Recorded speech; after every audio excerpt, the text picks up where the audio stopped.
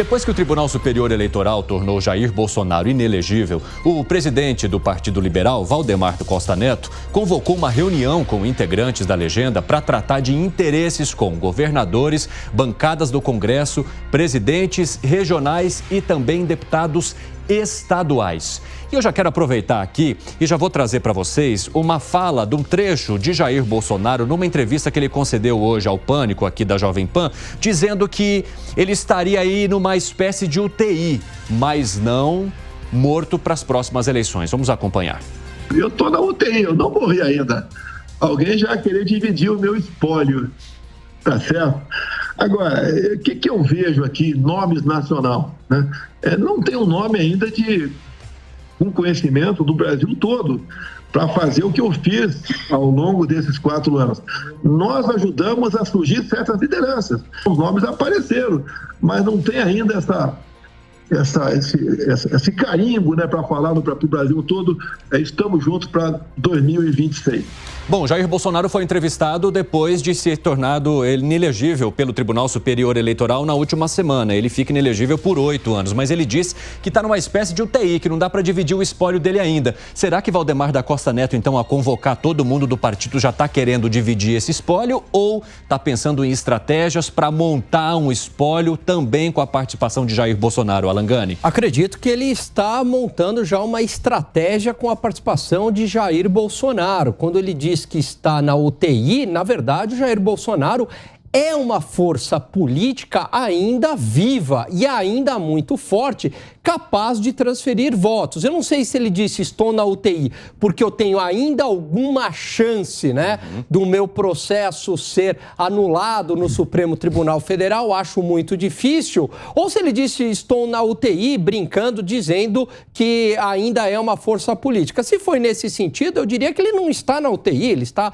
mais vivo do que nunca, com uma grande capacidade de transferência de votos. Valdemar da Costa Neto não é bobo, por isso que ele convoca essa reunião. Já eu vou mostrar para vocês até o banner que o Valdemar da Costa Neto publicou para convocar essa reunião com integrantes do partido. Piperno, o Jair Bolsonaro, ele tem fôlego ainda mesmo na UTI para dar fôlego a possíveis campanhas e inclusive ao partido do qual ele faz parte hoje? Boa tarde mais uma vez, Evandro, a nossa audiência. Evandro, eu imaginava que o fato que a derrota do ex-presidente Jair Bolsonaro no TSE na última semana fosse desencadear uma corrente de reações muito maior do que de fato a gente verificou. Aí você achou que foi fraco? Eu achei que foi muito tímido. Eu imaginava mais, porque ele, inegavelmente, é um político que gera muito envolvimento dos seus aliados, né, dos seus seguidores. E não foi como se esperava. Veja, eu acho que o Valdemar, jogador hábil como é, ele sabe que ainda é muito cedo, é muito prematuro para tentar se imaginar, para tentar se adivinhar qual vai ser o real tamanho do Bolsonaro daqui para frente. Para mim está muito claro que ele vai gradualmente passar por um processo de encolhimento. Agora, a gente não sabe qual vai ser a ponta final disso. Qual vai ser, por exemplo, o tamanho dele nas próximas eleições municipais, daqui a 1 ano e pouquinho, ou na sucessão de Lula. Então, é óbvio que, diante dessas variáveis, Valdemar não quer arriscar agora, mas ele quer pagar para ver. Então ele sabe que a fila anda, ele já passou por isso antes, ele sabe que há outros políticos nesse campo da direita, mais ou menos moderada, arregaçando as mangas, e ele, por enquanto, quer abraçar todo mundo para ver depois, porque ele vai se definir. Eu quero contar aqui para vocês como é que foi essa convocação que foi feita, então, por Valdemar Costa Neto.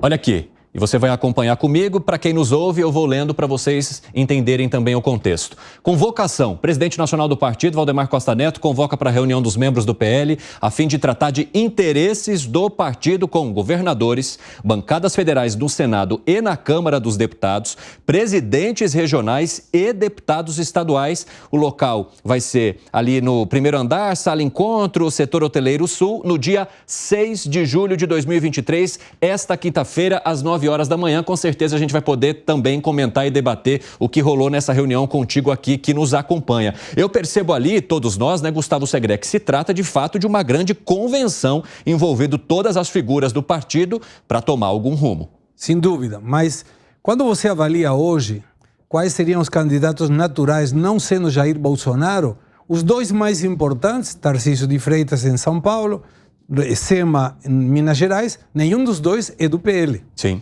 Então, seria muito difícil o próprio presidente Bolsonaro indicar que poderia ser o Tarcísio, seu ex-ministro, atual governador, o Zema, que inclusive elogiou também nessa entrevista, não sendo do partido que está convocando a reunião. E tem um dado que me chamou muito a atenção. Você sabe que esse Complexo 21 é onde estava hospedado o Lula, né? Antes de ir no Palácio da Alvorada.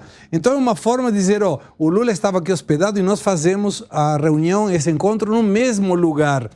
Não é um dado menor considerando as questões políticas, mas compartilho o que Piperno está mencionando. Não tem nenhum sentido hoje falar sobre uma candidatura daqui a 4 anos, mas eu dissento em termos de encolhimento possível do ex-presidente Bolsonaro. Para mim, tirando ele da pressão da candidatura, ele pode crescer muito mais com apoiadores. Agora, eu quero contar algo a vocês que nos acompanham e também jogar isso aqui para debate, porque vocês estão colocando o seguinte: Bolsonaro fala que ele está na UTI, mas que ele teria uma sobrevida, que não dá para dividir o espólio ainda. Agora, de que forma que ele pensaria em retornar a uma eleição? A Câmara dos Deputados, por exemplo, já reuniu 70 assinaturas para um projeto de anistia para Jair Bolsonaro por conta dessa inelegibilidade que foi determinada pelo Tribunal Superior Eleitoral. E tem algo muito interessante para todos que nos acompanham. 12 desses parlamentares que assinam já, que apoiam esse projeto, são ou seriam da base do governo ou da base ali meio independente, que vai com o governo quando dá, não vai quando não dá, União Brasil, MDB e PSD. Então são 12 parlamentares que poderiam também, mesmo estando numa base do governo, apoiar uma anistia para Jair Bolsonaro. Você acha que isso tem chance de avançar, Fábio Piperno? Nem um pouco. Até porque, veja, a gente tem que entender também quem são esses 3 partidos. O União Brasil, ele formalmente está na base de vez em quando, né? Às vezes eles têm 8 ministérios, União Brasil, PSD, MDB. Mas, por exemplo, tem também entre os seus filiados o Sérgio Moro, né? A esposa do Sérgio Moro. Tal. Então não são partidos, não são siglas que apoiam o atual governo de porteira fechada. Então, sim, em todas as votações, essas siglas acabaram, de alguma forma, se dividindo. E outra coisa, primeiro, essa possível anistia teria que ter maioria no Congresso. Depois disso, ainda existe a possibilidade de veto do presidente da República e o projeto teria que voltar. Então, o caminho é tortuoso. E mais, o Bolsonaro ainda tem 15 ações pela frente. Imagina se ele consegue anistia agora e daqui a pouco vem uma outra condenação depois da anistia aprovada. Muitos analistas dizem que as porteiras apenas se abriram para Bolsonaro em relação a vários processos dos quais ele pode ainda ser condenado. Quero saber de você, Alan Gani, se há chance de anistia para Jair Bolsonaro neste caso. Acho muito difícil, concordo com o Piperno, até porque tem o veto do presidente da República. Aí tudo bem, o Congresso poderia derrubar o veto, mas difícil. Acredito também que ele não vai conseguir nada no Supremo Tribunal Federal, pelo contrário, a Justiça tem se colocado aí em algumas decisões à frente do Congresso, muito difícil. Agora, é emblemático, né? Quer dizer, todos esses deputados de partidos diferentes, inclusive dessa base do governo, mesmo que seja o Centrão, prestando este apoio a Jair Bolsonaro. Então, isso mostra a força do parlamento, o protagonismo que o parlamento vem recebendo e crescendo aí nos últimos dias e a própria força de Jair Bolsonaro também. Isso mostraria também uma dificuldade de articulação de Lula com o Congresso, hein, Gustavo Segré? Acredito que sim, mas aí nesse ponto em particular, com esse projeto de lei, eu me lembro de uma frase de um filósofo alemão em 1933, que falou: um dia vieram para o meu vizinho que era comunista, mas como eu não sou comunista, não me preocupei. Aí no segundo dia vieram pelo meu vizinho que era católico, mas como eu não sou católico, não me preocupei. E aí no terceiro dia vieram pelo meu vizinho que era judeu, mas como eu não sou judeu, não me preocupei. No quarto dia vieram por mim, e aí não tinha ninguém para me defender. Eu acho que os políticos, os deputados, estão olhando essa frase dizendo: bom, será que o dia de amanhã não pode vir alguma coisa contra mim? E aí tem outra questão. Mesmo com a possibilidade de que essa esse projeto surja, seja lei, teria um custo gigantesco para o Lula vetá-lo, porque até agora é uma questão judicial, o TSE. Se entra no meio uma questão legislativa com o veto presidencial, aí já poderia configurar uma coisa um pouco maior, que é o conluio de várias pessoas para conseguir o objetivo de que Bolsonaro não se apresente. Me parece que o custo político é muito alto. Você enxerga isso só como conluio, Piperno? Imagina o custo político para esses deputados, para esses parlamentares que votarem, que enfim, possivelmente votarão a favor desse projeto, tendo o ex-presidente também alguma condenação no STF. Como é que eles vão fazer? Vão criar um clima de, ruptura entre os poderes?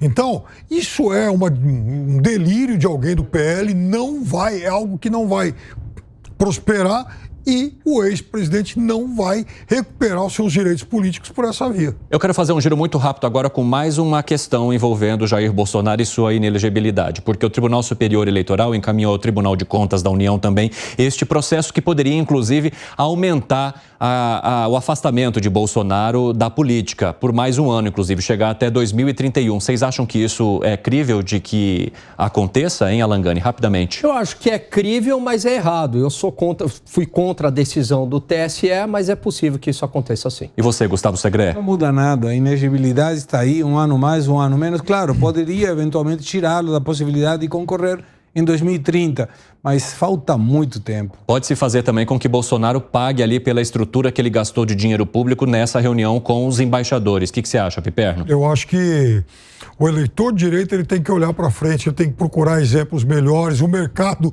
oferece isso. Eu sugiro, inclusive, a leitura de um dos editoriais do Estadão de hoje, A Reinvenção da Direita Brasileira. É uma oportunidade para que esse grupo passe a pensar com um pouco mais de responsabilidade. O que foi, Segré? Esse seria a multa, devolver, isso seria o caminho. Quando hoje o ministro utiliza um avião da FAB, faz isso, não perde seus direitos eleitorais. Me parece que esse deveria ter sido o caminho inicial e não a inegibilidade por 8 anos. Agora...